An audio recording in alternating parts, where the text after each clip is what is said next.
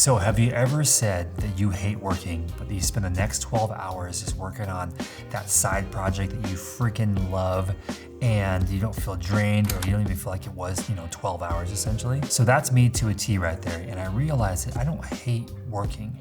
I just hate working on things that don't matter to me. So you're not lazy, you're not unmotivated, or any of that crap that people say to you. You're just freaking tired of pouring your best energy into someone else's dream. So just a heads up, you're not broken for feeling this way at all. Even though if everyone around you is telling you that, man, you should be grateful, you should be thankful that you have a stable job. It's a really good job. Like what's wrong with you? Or my favorite one that I was told a lot, this is just how it is. So what that means is, hey, you should just deal with it because I had to deal with it and this is how my life turned out, and it's just how and what you need to do to provide, or whatever the case is. But deep down you feel it. You feel that you're pulled to something else. That's what I felt, okay? And that's not selfishness, okay? Don't tell yourself that you're being selfish and whatever. You should just deal with this. That's you being self-aware. And here we go, okay? I'm just gonna, conspiracy theory a little bit. But if you've ever felt like the game is rigged, you're not crazy, okay? So hear me out, okay? So you give your best hours to a company that caps your income. It's literally impossible to move up because you actually can't. It's actually made that way, okay? They control your time. And then the best part is they still expect you to go above and beyond, even though the incentive is insanely low. But they're tricking you. They're going like, well, hey, you have to do this because you have bills and you just bought that brand new truck and blah, blah, blah, blah, blah, and all those things. And they're literally playing mind games with you, and it's terrible. So this is not on my notes, but I'm gonna go on a little side tangent. I heard this story a long time ago where this guy, this contractor, again, no one I know personally, nothing like that. It was just a story. It was on the radio or something. And he was literally saying that he loves when his employees go buy the brand new, really expensive truck that they can't afford, or the mortgage that they shouldn't have, or, the new Razor or the dirt bike or whatever the case is. Because what they're doing is they're building debt up, right? Now they have all these bills and they have to show up. They have to deal with his crap. They have to deal with the inconsistency or the bull crud or whatever the stuff is. You know exactly what I'm talking about. Man, I just wish I could leave, but I physically, mentally, financially can't. Or I guess mentally you probably could, but financially you can't because you are stuck. And so that's what that guy was saying. And it really upset me. It really made me sick to my stomach because this guy was evil. This corporate dude who was higher up wants his people to be tricked into essentially digging a hole for themselves. He's pure evil. And so, yeah, the system is a little rigged, I would definitely say. But meanwhile, all the ideas you have, the creative ideas, the business ideas, just sit on the back burner and just sit there and do nothing. So the tension that you feel, in your chest, it isn't rebellion, okay?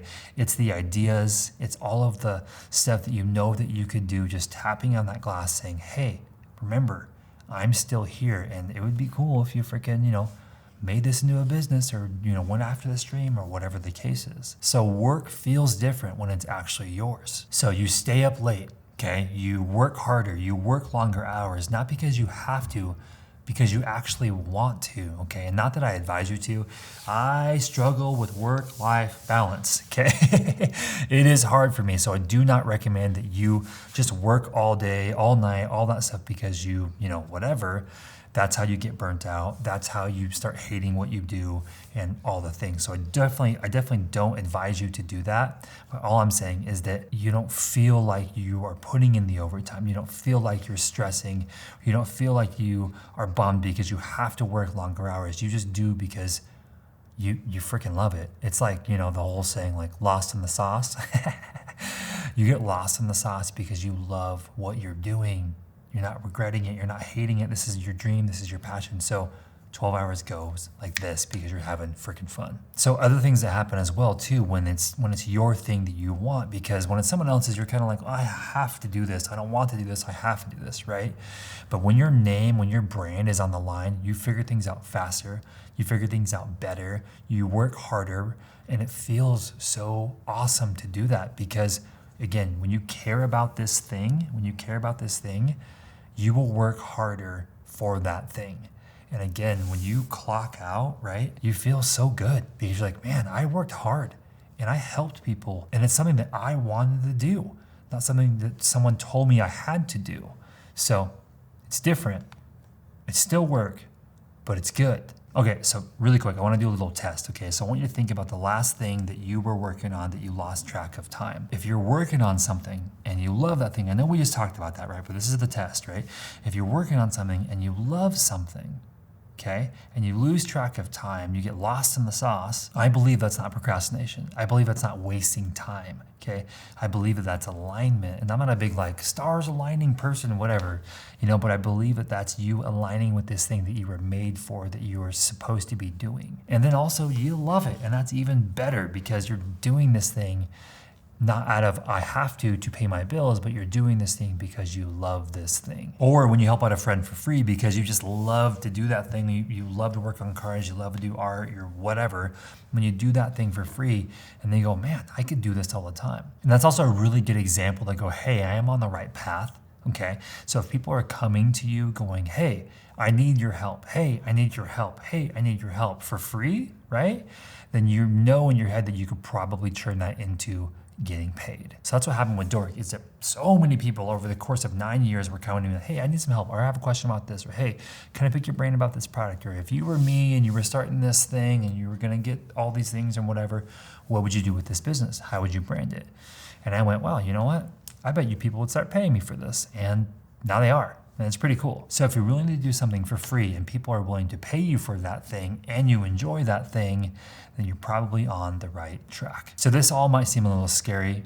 Okay, so if you're scared to start, that is okay. That is completely normal. But again, start thinking about this, start writing some stuff down, some ideas down, and you'll start realizing how simple that this thing actually is and that you can actually turn it into a business pretty dang fast. I've talked about this in other videos and stuff like that, but business is very simple. Don't overcomplicate it. Don't confuse yourself. So this whole entire video was me proving to you that you don't actually hate working.